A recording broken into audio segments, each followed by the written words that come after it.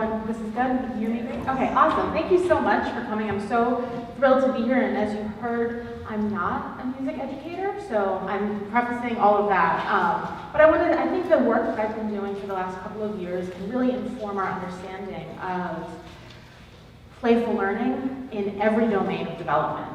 Right, so my training and my background is in early cognitive development. So I've learned a lot about how children learn. The way I got into this is, as a child, I used to babysit. And then I think anyone in here who's an educator probably knows what I'm talking about. When I say like that spark, when a kid gets it, like that little glimmer in the eye, when that thing that they've been working to get through, it finally comes online.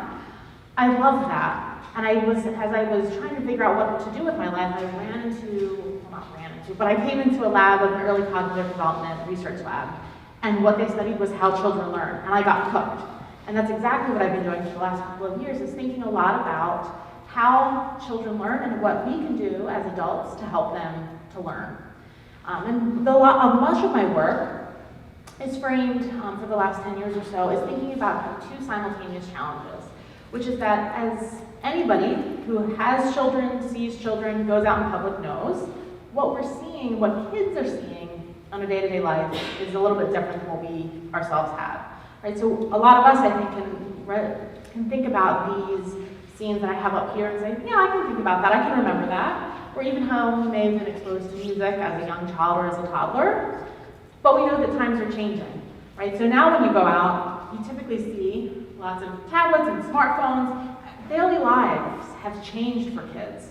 And I think one of the things that I think a lot about, and I think most of my colleagues think a lot about, is what does this mean for learning? What does this mean for kids? And is there a way to harness that in really powerful ways?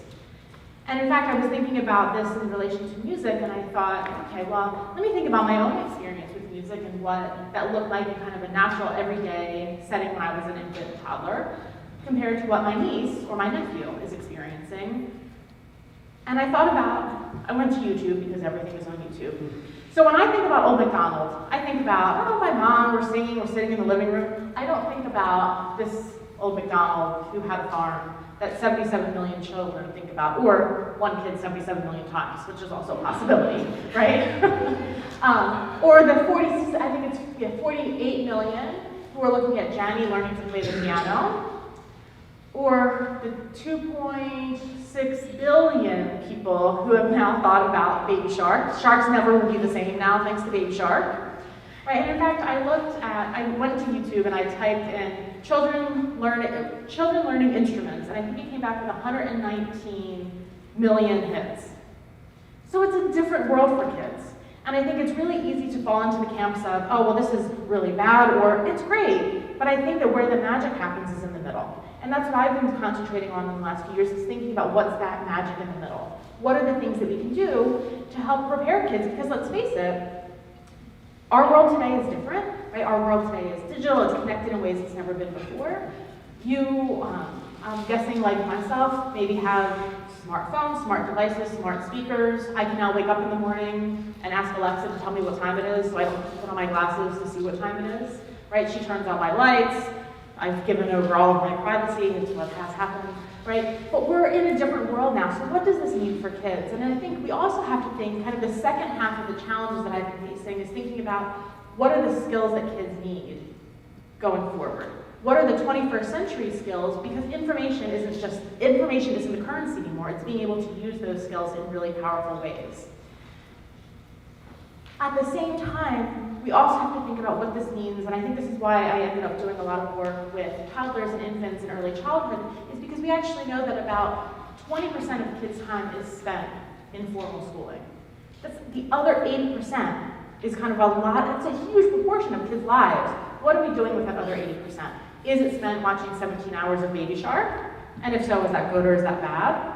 For every parent in the room, they probably say, okay, that's bad, right? Sharks have now been ruined. But I think that the answer, luckily, comes down to something really powerful, which is that kids are well-equipped and ready to use something that comes very naturally to them, which is play. I think kids are up to the task of dealing with this changing world in really innovative ways because of how they're kind of naturally built to learn. Because kids, and other animals, have an innate drive to play.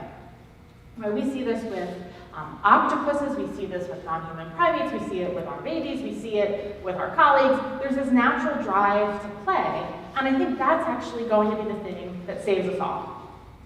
That's just no tall order, right? But it's going to be the thing I think that really helps us and helps kids to deal with this changing world, is that they have this natural drive to play regardless of what that play necessarily looks like.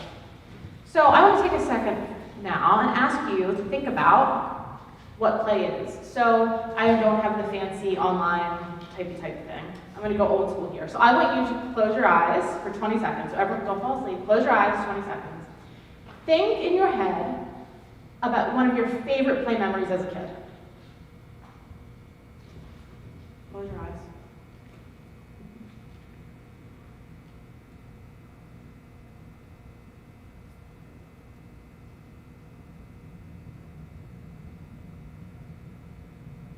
We have it?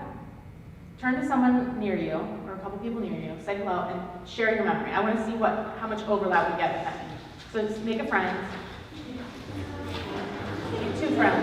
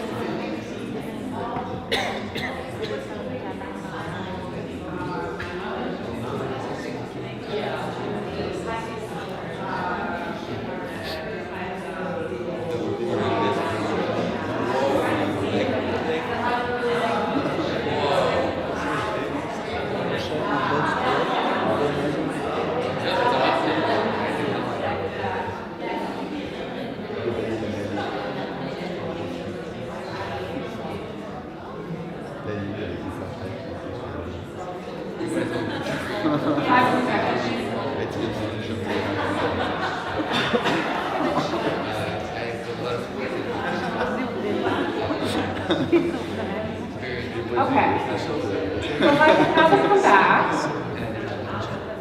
This is one of my favorite things to do because you never see an audience light up as much as when you ask them to do this. Not only when I had the 20 seconds of you thinking about it, did I see closed eyes and smiles as you would as something came across your mind, but hearing you and seeing you talk about it, you start to see kind of a light, right? A lightness and an enjoyment and joy that I think is really powerful. So how many of you thought about an activity where you were alone in your memory? Okay.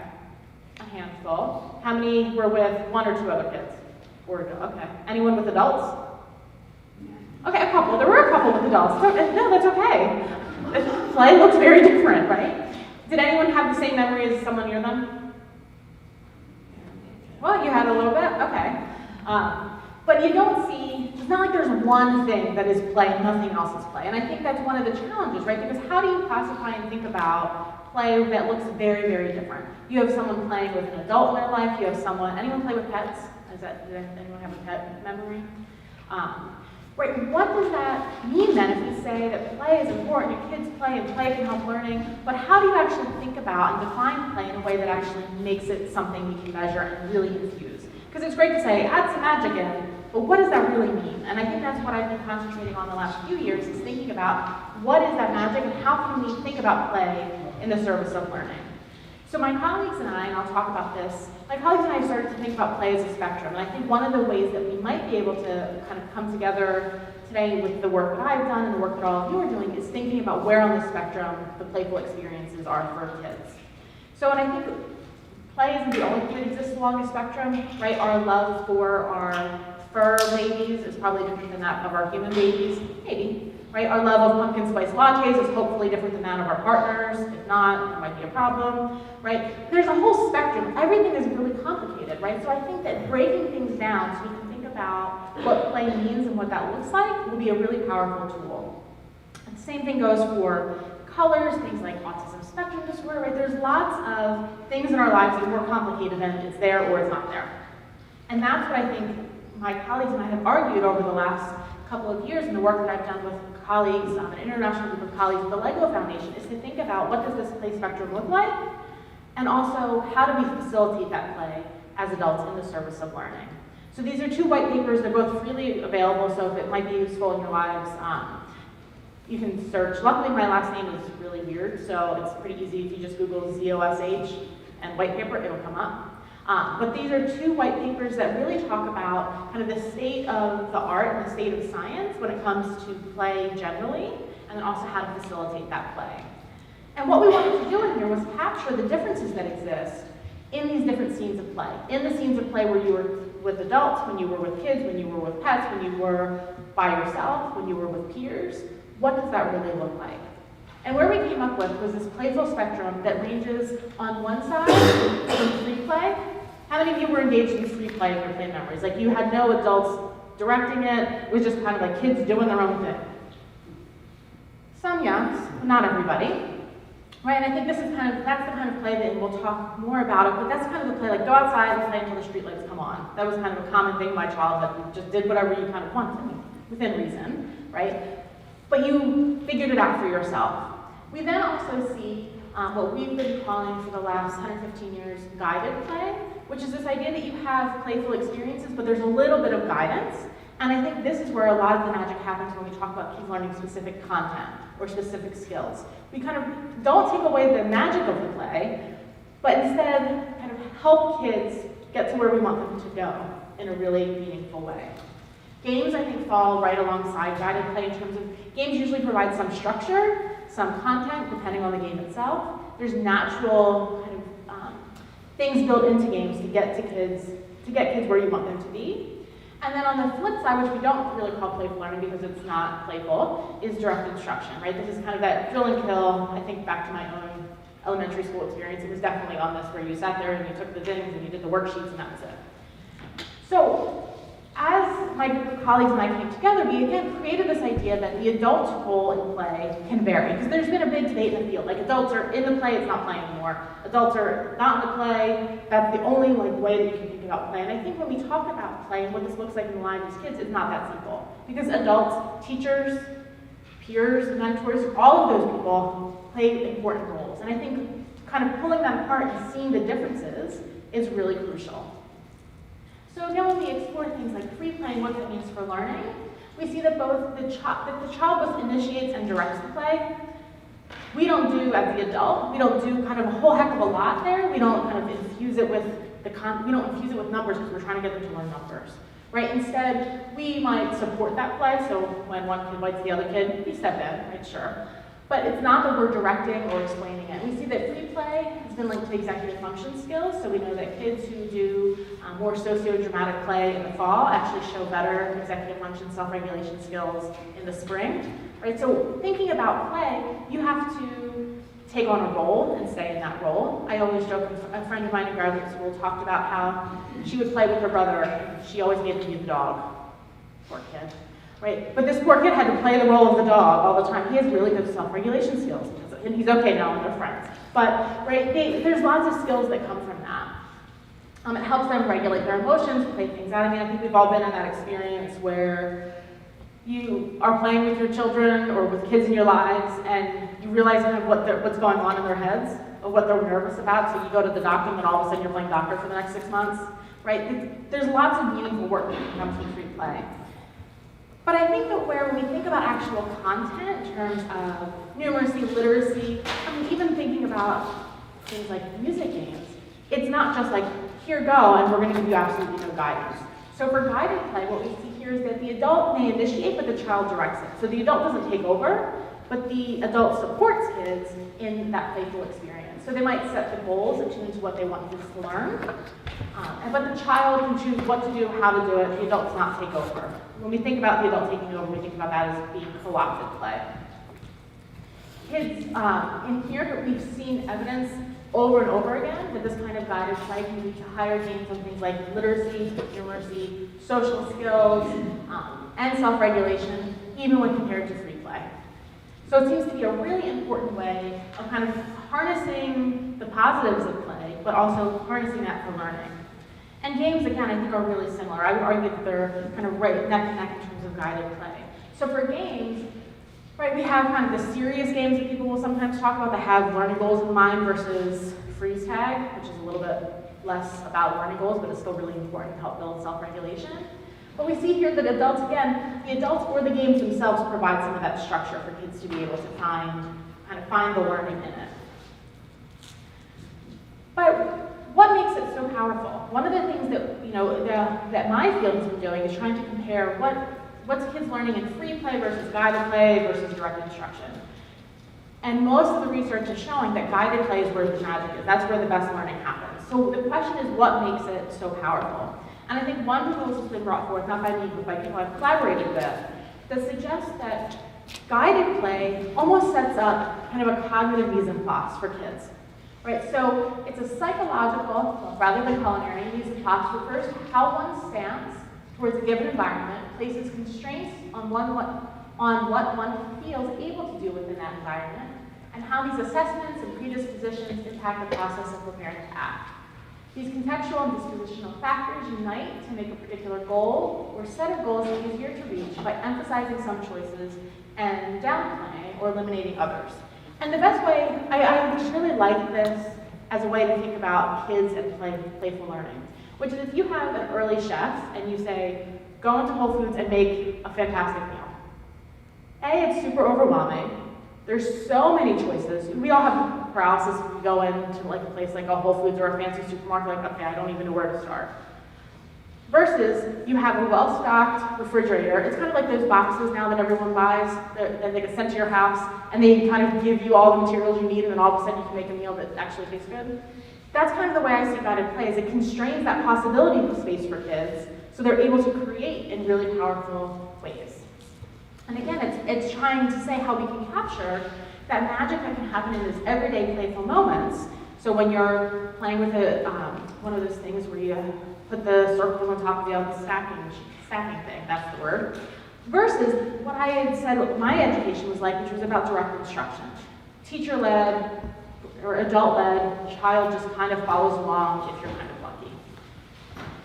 So when we think back about this play spectrum, I think where the magic happens is in that umbrella of playful learning. And I think where it really shines is when we think about what we mean by learning. So we also created this idea of kind of what different degrees of learning look like. So you have kind of surface learning versus the deep learning. And I think all of us agree that where the magic is in the deep learning. Right? The surface learning, so learning that exact, triangle has 3 sides, a hexagon has 6, that's fine. It's kind of that natural, it's like when any of you have that experience with kids where they make you think they know numbers, so they'll count, and then you'll say, okay, so how many are there? And they'll say something completely random. It's kind of like they have the count list, they have like the surface idea of what numbers are, but they don't have the deep understanding.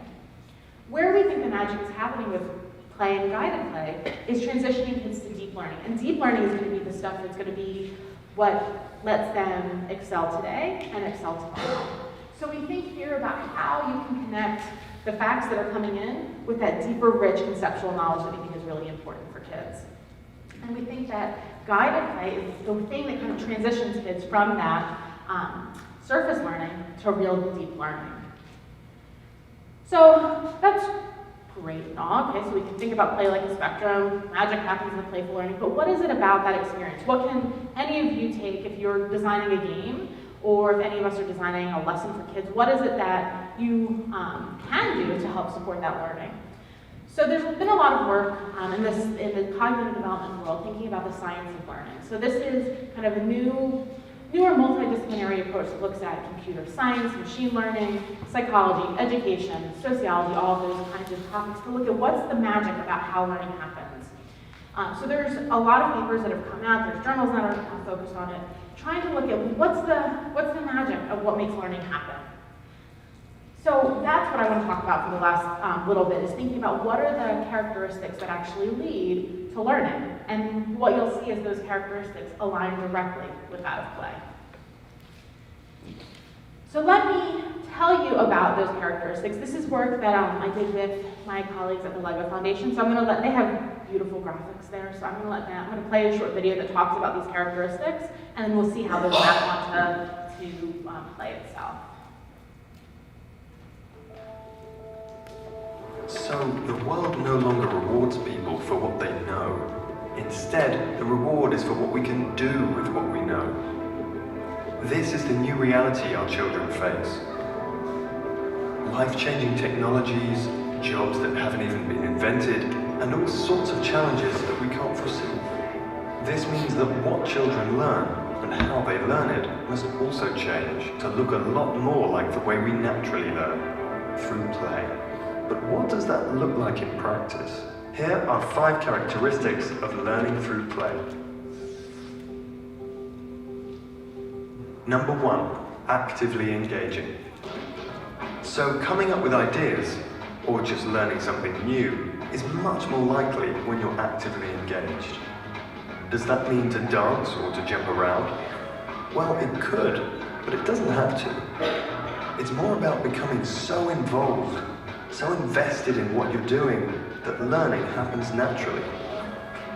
Like when children solve a real-world problem that matters to them.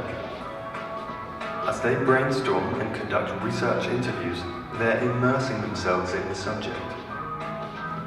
Or when they demonstrate the same level of involvement with creative technologies, taking a hands-on approach, building models, and getting immediate feedback when the models are tested, these children are focused, eager to explore and challenge themselves.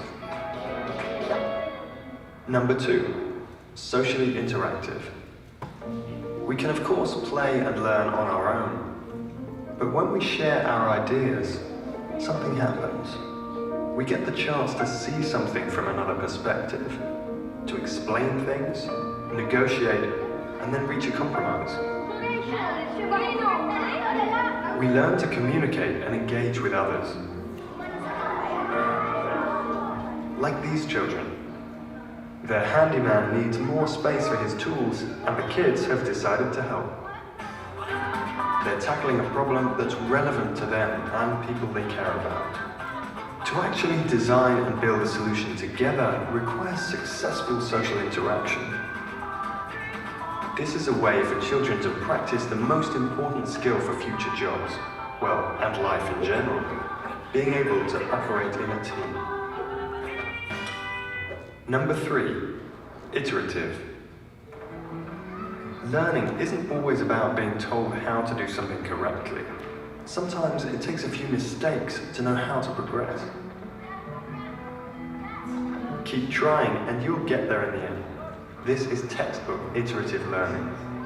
And here too, it's all about testing, changing something around, and then testing it again. Iteration strengthens critical thinking and reasoning. So it all leads to a deeper sense of what works and why. Number 4, joyful. Learning can often take a long time, and success can seem far away. Let's be honest, it's tough if you're not enjoying it. But it is a thrill to get somewhere. And as we get more involved, we chase that. Nothing spurs you on quite like the feeling you get as you're progressing. It's also about enjoying a task for its own sake. Joy is a huge motivation to continue learning. Number 5, meaningful. When a task makes sense to us and builds on what we know, when we truly care, learning becomes meaningful. These children are going to remember how they went about solving the handyman's problem because it meant something to them. Learning by solving real-life problems not only benefits them as individuals, but also their families, their school, their community, and the world. When you really grasp ideas, understand how they connect, and eventually apply them in new ways, this is learning at its deepest. The world of today and tomorrow is one of challenges. but also tremendous opportunity. Gaining knowledge is one important step. Really, children need a deep understanding that allows them to apply their knowledge to different situations and then spark new ideas. This takes practice. Let's give children a chance. Let's build on how children learn through play.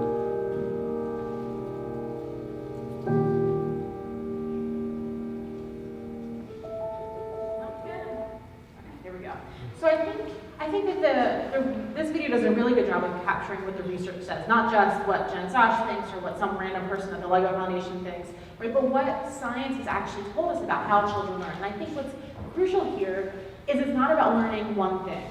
Those characteristics doesn't just describe how kids learn to read. I think it describes how kids learn anything, whether that's literacy, numeracy, how to kind of hold themselves together when they want to fall apart. Right, I talk about this with my college students about what made it that you came to my 9 a.m. class when you didn't really want to, right? That self-regulation that we think is so important. Learning through play, I think, provides kids with the mechanism to learn anything. And I think that's what's really crucial as we think about how to build experiences for kids. Joy, I think, is something that's really powerful that we haven't paid enough attention to. And now, as I was sitting here, you have those moments, or as I was standing here, you have those moments of self-realization.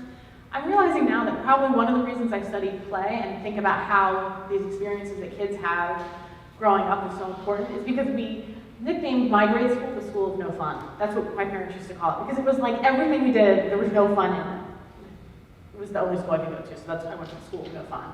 Right, but I knew that that wasn't the best way for kids to learn. And in fact, the research suggests that joy is really important. And in fact, if we don't have the joy, it's probably not play anymore, right? It's not that kind of moment of insight. And I think it's also important to think about joy not as like, it's rainbows and butterflies all of the time, but that there's that moment of surprise or insight.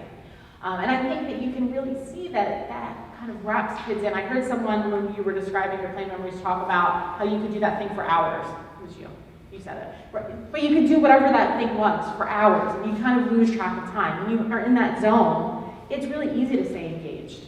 And I think joy is something that I think music especially has a way to spark that. And again, research says that. We have an entire field of psychology called positive psychology that talks about the impact of joy and positive feelings on health, on life, on love, and in terms of even how children learn and how we can resolve trauma in our lives. We know that if babies are surprised, they're actually better able to learn the material that comes next. So it's not even just, oh yeah, it's a better way to learn because you're happy. But in fact, we think it actually amps up the system so you're better able to think and to receive information. And internal motivation is linked to positive affect.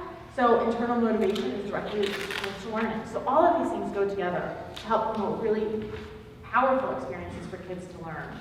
And more recent work in the neuroscience world tells us it's starting to uncover the mechanisms, the brain mechanisms that go with why joy makes us worth learning. You heard also about minds-on thinking, which is kind of that deep thinking, hypothesis testing, symbolic thinking, mental representation. It's that stuff where you're really actively, you call it minds-on, that you were thinking about, even if you're not physically active, your brain is active, when you're having those moments of insight, when you're not distracted. And this is one thing I will say, so I did a whole other section of my work about educational apps for kids and what's actually educational. Newsflash, most of them are not. They're pretty bad. If anyone has spent some time, at least with the general, and this is with toddlers, with some like the general learning ABCs, learning to count apps, most of them do not harness these characteristics in many meaningful ways. But a part of active engagement is staying on task and not distracted. And this is one thing that I think is really, what I see educational apps especially struggling with the most is how to not give us too much, how to not be distracting. And the way I think about it is, do you remember going in grade school and there'd be a fire alarm would go off, and you go outside, and you have to do it really quick, and teachers are yelling. Again, say school is no fun. But you have that experience. You came back into class. Were you learning anything? No, you were totally talking about the fire drill and who did what, and this person tripped, and blah, blah, blah. It disrupts it. And I think that's one of the things that we see that technology has created a lot of this interruption. When I look at apps, there's a lot of interruption. So kids are counting and all of a sudden a fish comes up and then you do a dance. You kind of lost that throw. And I think that's one of the things that we have to be really mindful of, and where I see technology struggling with the most is to prevent that distraction. And again, we see that this active minds-on thinking is really important, whether it's when kids are questioning and labeling during storybook reading, we see greater comprehension. We know that note takers learn more than non-note takers in our college classrooms. My students hate that I don't just give them the notes, but I just make them read that instead, and they hate me even more. But you get the sense here, right, where you have this active thinking that kids need to think about. We know that children learn better in developmentally appropriate, less passive environments, generating information rather than just reading it. And kids who ask questions and make observations in museums learn more than kids who don't. They're actively minds-on, engaged in that topic.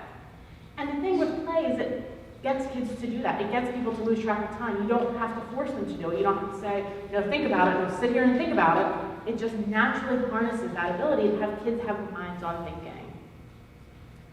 Meaningfulness, I think, is really important, right? So the magic with kids is that they can learn anything, right? You could teach a kid a made-up language that no one uses, right? You could really mess with your kids. I don't suggest that you do that, but you could, right? They're learning machines. But when we see the magic for meaning happening is when kids are connecting that information with what they already know, right? It's how they build into these knowledge that spark of insight comes when they make that connection between what they're doing now and what they've done in the past, right? We see that going beyond that kind of like just memorizing, just doing the same things over and over and over again, just doing the worksheets. It can get you somewhere. It can get you a lot of that surface learning, but it can't get you as far into that idea of deeper learning. And it's actually interesting because we see that this is really important for kids even as young as infants and toddlers. So we know that kids will stay on task more if you give them like causally rich information. So if you explain to kids, they did this really cool study where they actually rewarded kids for doing a task, and they either gave them kind of more information about the task that they were doing or a sticker. Everyone, I think, would have thought, like, the sticker is what's going to work. Nope. It was that rich information. So kids kind of have that internal motivation to make sense of the world, and play can naturally exploit it. That sounds really negative, right? But it naturally exploits this thing that they already are doing magically.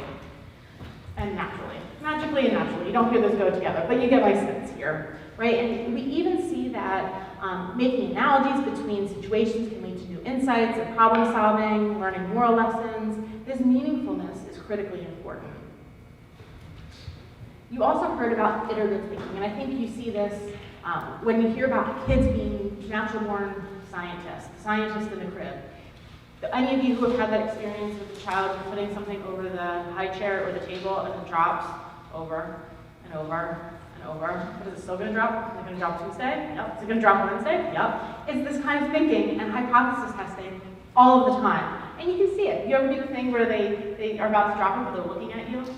They're like, what's going to happen this time? Let's see. Can I really make their head explode? And that's kind of what they're doing. They're hypothesis testing. They're iterating on what they know and kind of changing things up to see what works. And one of the things that I think is really cool is there's been some work that has come out with preschoolers, and they called, it's work by Liz Bonowitz and colleagues, and they call it the double-edged sword of pedagogy. And it was talking about giving kids, it goes back to that idea of mindset. So if you tell kids, they put this machine up that kids won't have any experience with, and they basically said they had two different conditions, one in which an adult said, here's how the machine works. And it showed them, I think, 3 out of the 6 things the machine could do. So here's the adult saying, here's what it can do. They give it to the kid does those 3 things, that's about it. If the adult said, oh, I wonder what this thing can do, and it just kind of happened to come across those 3, when the kid was given the toy, the kid discovered the other functions, because when they took it out of this, like, someone telling me this is what I need to know and this is what I need to do, it made them explore, it made them create, it made them iterate, it made them play in really powerful ways. And we see this even with toddlers. So I think it's a challenge, and I think one of the things that people, again, we have this dichotomy between play and learning. I once was doing some work, and I overheard a parent say that they send their kids to school to learn, not to play. And I think that's the exact kind of wrong approach. And I think this is not, at a conference like this, I don't think I'm telling anyone something that they probably don't already know and already do in their daily lives. But I think that what's important here is thinking about what are the ways that we can harness that play and also make a compelling argument that is leading to increased learning. Because I think that's what a lot of parents and educators and school districts want to know is, well, that's great for kids to play, but what is it that they're actually learning? And the research out there suggests that that guided play particularly is really crucial for kids. And of the last 5 characteristics, they talk about social interaction. And I think this is one that's also really critically important, especially when we think about those images I showed of little kids staring at tablets and alone in the rooms for hours playing.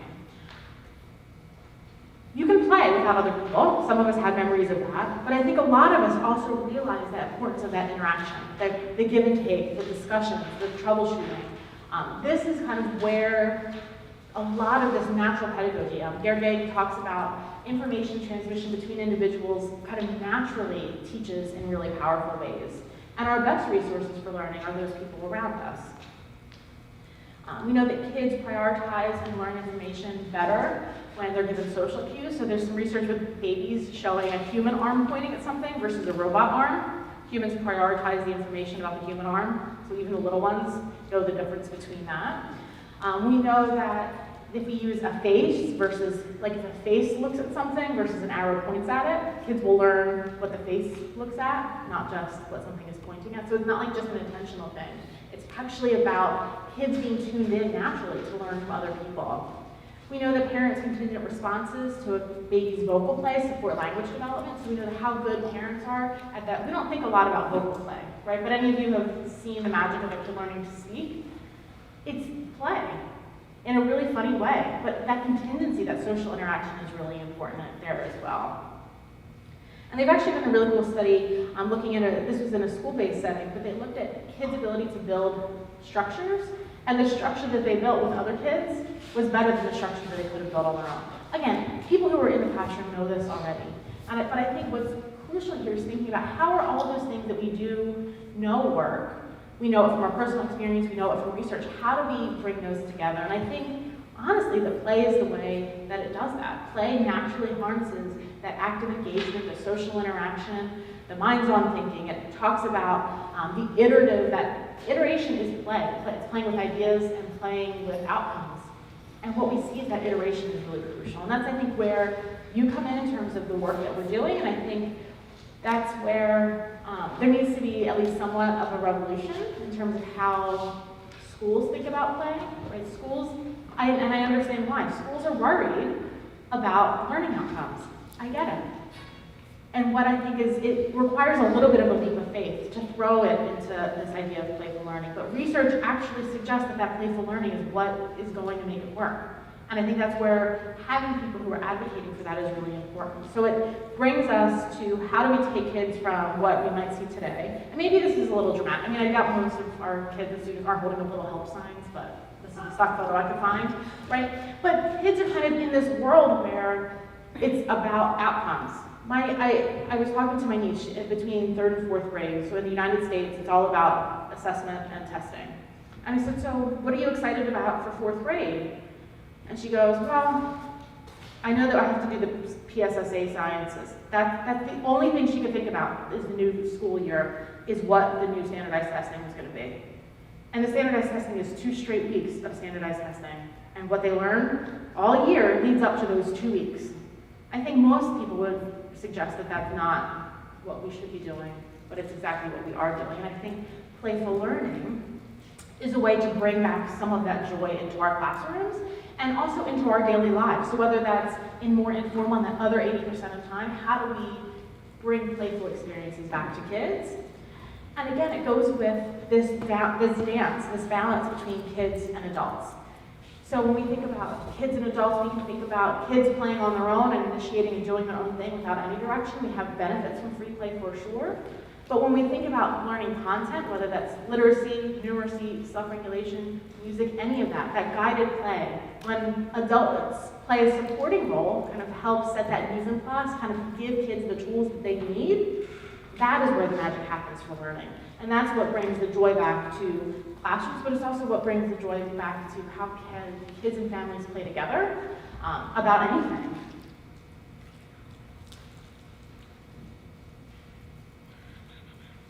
And I like this quote by Eric Erickson. The playing adult steps sideward into another reality. The playing child advances forward to new stages of mastery.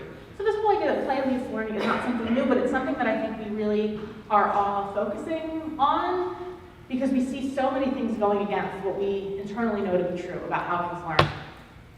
But what we're seeing in terms of the context that kids are given, in many ways, does not actually align with what we know. So my hope is that over the next 3 days, I get to learn a lot from you and play with some ideas with all of you, and thinking about how to leverage the other 80% of children's time with this goal, with this music goal. And I think what it comes down to is thinking about how the experiences we're giving kids, how the games that we're talking about kids playing with or without technology, in informal or formal contexts, how does that harness actively engaged, meaningful, social interaction, iterative, and joyful experiences. And I think we can think about that in terms of content, but then to go completely full circle, we can think about that in terms of how it helps prepare kids for success in the 21st century, when content isn't the issue. Content's a piece of it. Kids need to know something, right? But we can Google for a lot of information, but how do you get the collaborative skills? How do you get the critical thinking? I see this with my college students all the time. The ability to critically think is lacking.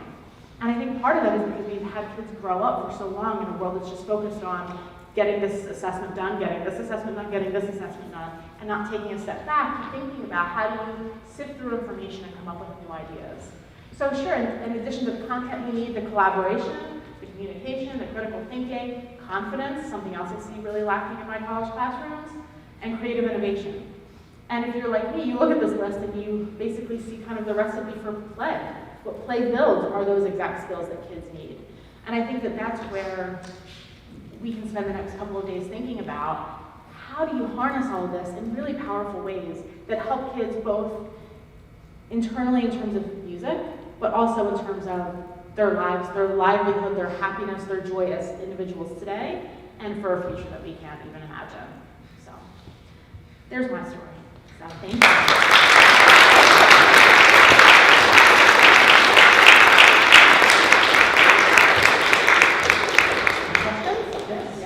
So, thank you very much. Sure. Very interesting. So, est-ce que vous avez des questions? Do you have some questions? Vous pouvez les poser en français, je vais traduire, pas de problème. Now you are like my college students. But you stayed awake, so that's better, that's good. And no one was on their phone, that was good. Yeah. Jean-Philippe, est-ce qu'il y a des questions? Il n'y a pas de questions sur le chat. Ok. Oui? Yes. Can you play and not learn anything? And if so, how much of that learning aspect do you get to play? Because I think that if considering designing something for teaching some aspect of music, there's a problem between how much of that information you want to embed into the game. And I think it's a tricky balance of how much of the learning aspect and the play aspect comes together. Right, and I think you hit a really interesting point, one that I hadn't talked too much about, which is that the amount of, if you're familiar with the term scaffolding, like the amount of scaffolding that you give kids, the structure, the kind of that support, the less kids know, sometimes the more you need to give them, right? So you can't expect kids to play and learn the alphabet. You know, there's some of this kind of base knowledge that they need, and that's when if you're working with people who are really beginners, you might need to build in a little bit more than you would with someone who knows the basics and needs to be able to play around with that content. So I think, I would argue that probably kids learn from, kids learn all the time. They're little learning machines. I think kids learn from everything and anything that they do.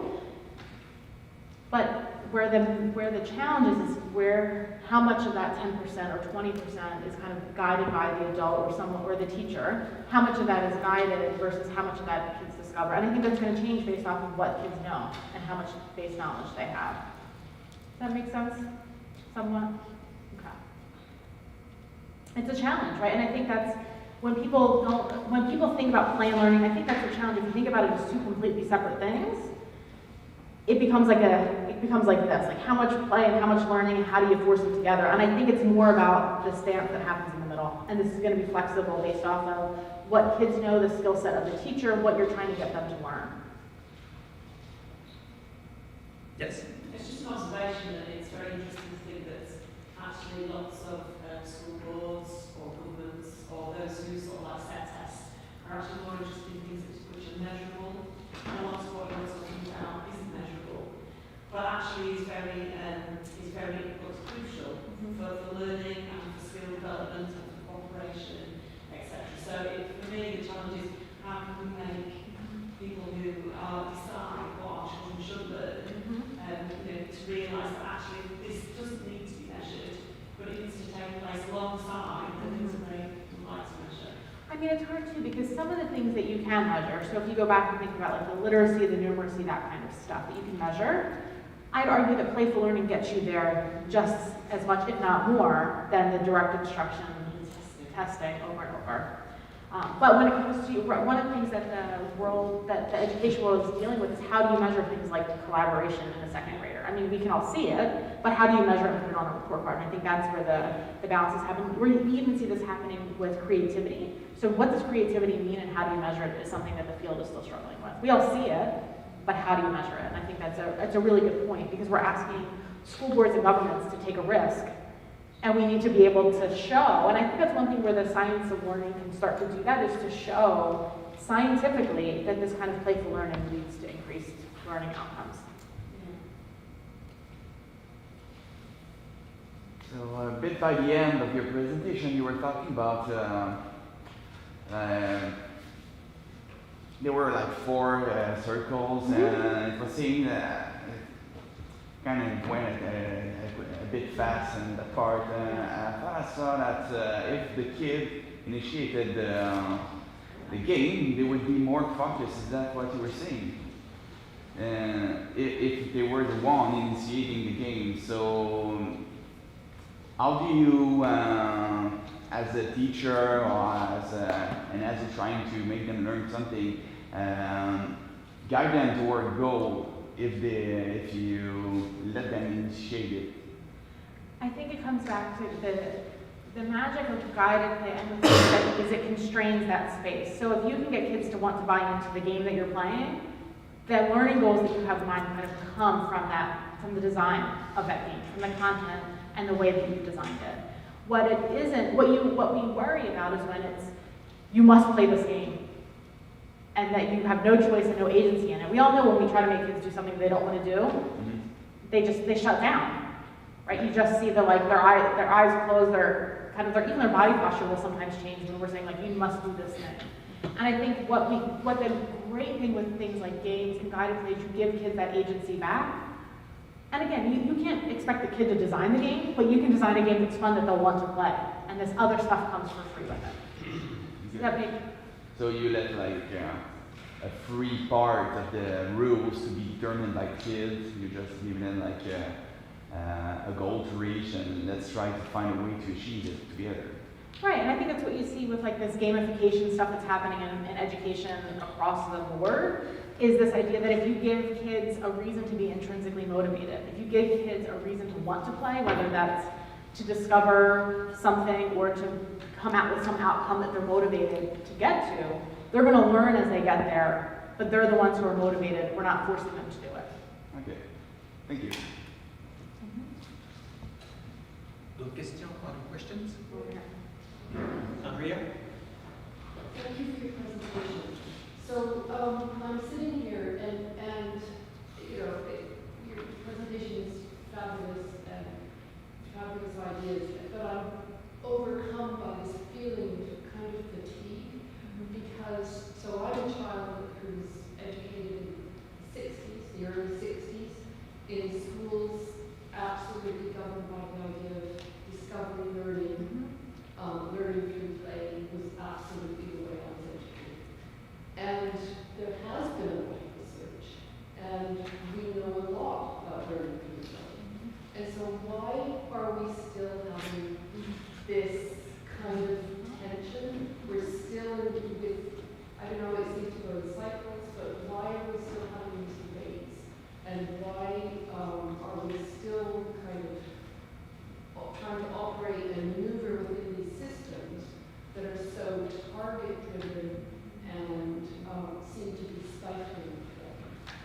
So my initial reaction to that is part of the reason that we still see this kind of this play versus learning, and why are we still fighting the same fight that we've been fighting for a long time, is because we haven't been as specific before about what play looks like, and that there's different kinds of play, and play can be enriched with really important content. I think that lots of people who don't study this think play is kids in a room, play, figure it out.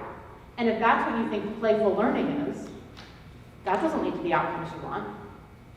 I think if we can start to think about what does guided play look like, and how does this guided, it takes kind of, it gives the adults or the schools a little bit more responsibility. Here's the kinds of stuff we want you to learn, and we're going to embed that in playful experiences, but it's not just free play. I think that people making decisions just assume it's like kids in a room with some books, and we say, learn the curriculum for 3rd grade. And that's not what guided play really is. Does that make, you're not convinced?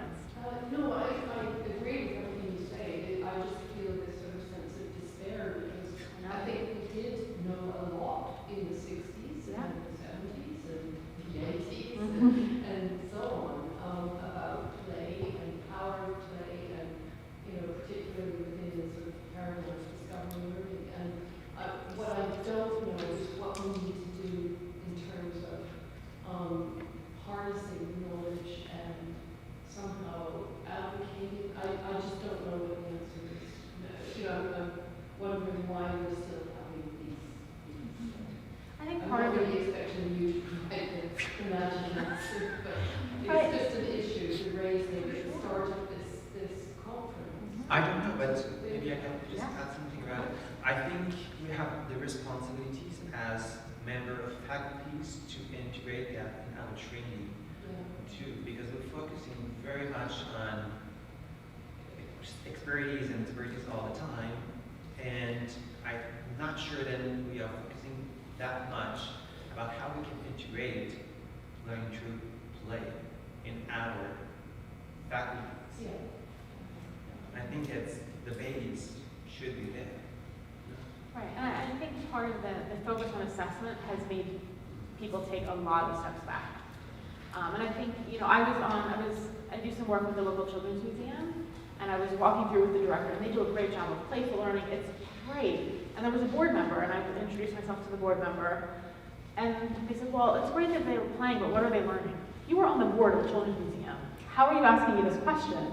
And I think part of it is also adults are living in such a fast-paced life that most of them don't take the time to play to think about what that is doing to their lives, and we're so fast-paced, and people don't want to take any risks with their kids, and they just think this easy drill and kill kind of, here's the way it's going to be, you're going to do this thing, and you're going to take these tests for 3 weeks. They're a little bit afraid, but you're right, we have lots of research, and I think it's about also coming out of our silos. But you have folks doing educational research, you have folks doing early cognitive research, and then you have the people making decisions. And I think part of it comes down to advocacy. For so many years, people just kind of do their own research or have their own experience, but it's about figuring out how to have a collaboration, like an international collaboration of people who are invested that have real hard science to back them up, that can make really compelling arguments. Just to say, I think the assessment piece is very important. And I mean, my view is that we can't make assessment go away. We have to live with assessment. And assessment, so I think what we need to do is maybe think creatively about how assessment can live comfortably with learning through play and what assessment needs to look like. Last question, Minjiko?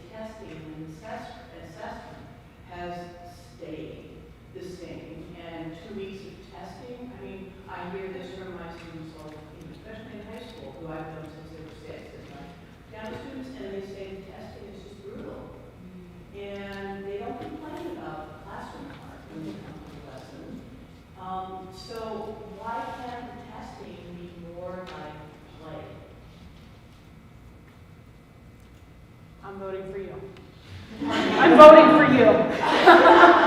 Because then the children, it's when they're feeling tested, we all freeze up. We can't, and some, just my sister never could take tests. She's excellent, she's right, but testing just threw her completely off, and I think a lot of people identify with that.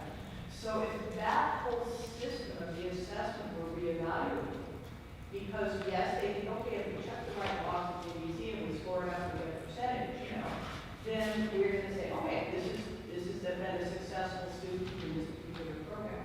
But maybe we need more human assessment when the child is playing with it, even the adult is playing, so that it will be a little bit swayed by what the person thinks, but that's what we all realize, what other people think of us. Constantly. And you see, even Montessori, we thought about that, right? About the documentation, rather than here's the test for 2 weeks. So what I don't want to blow my own horn here at all, but my games, we have teaching games, and then we have memory games, and their memory games children play together, the teacher's not as involved, and she's assessing to know whether or not to go on with the subjects more. So the children never feel like they're being tested, but they constantly are by the guided teacher who should be the authority on the subject and cares about the students. So these random tests that some PhD person, excuse me, I don't mean to insult anybody, maybe that's where we need to look, that we're doing okay, we're not having the same discussion about making learning playful and all these joy things, etc., all these wonderful things you said. Maybe we need to look farther down the path and look at the end part, so we don't scare the kids and judge them, rate them, give them a score and a personal assessment. If we all walked in today and Francis looked at us and said, oh, okay, because of what you're wearing, I'm going to give you this score and now come in and let's talk. We don't get graded like that all the time as adults. It would be horrible. I have to be the bad guy. So, but we have times during lunch and different activities to continue the discussions. So I'm inviting now